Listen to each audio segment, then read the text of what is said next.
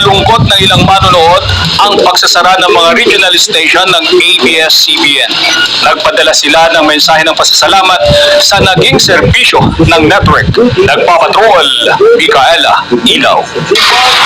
Mga kapamilya, kami ang mga patrol ng Pilipino. Nagbabalita at naglilingkod sa inyo saan man sa Hilagang Luzon. Sa loob ng higit 2 dekada, naging katuwang na ng mga manonood sa Hilagang Luzon ang TV Patrol Regional.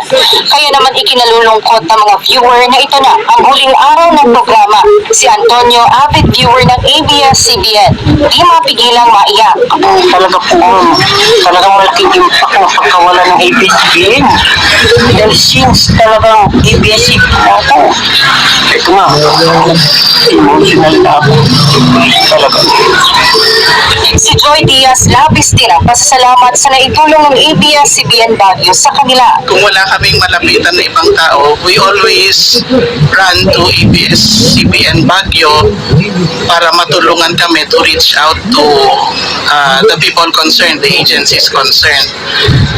I feel bad, I feel sad that ABS-CBN Baguio TV Patrol is ending today dahil for so many years parte na siya ng buhay namin and ng Baguio in general. I cannot imagine activities ng Baguio without ABS-CBN covering it. Di rin malilimutan ng ilang mga naging katuwang na individual ang mga naging serbisyo ng network sa publiko. ABS-CBN Regional TV3 Baguio has been a part of our daily lives or our daily routine. Starting from the early morning show, listening to MOR, to the late afternoon shows, and to the every weekends mag-TV. They have been a source of information and entertainment for us for the past years. More especially, they have been a medium for what is true public service.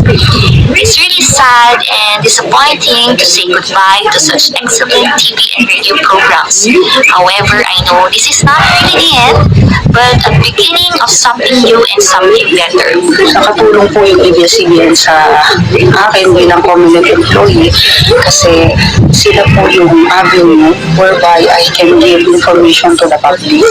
So, gusto ko magpasalamat tungkol dyan. And every time bago magkaroon ng election, lagi naman silang nandyan. The presence of ABS-CBN was always there. Mensahe nila sa network, pasasalamat at ang muling pagbabalik nito sa ere.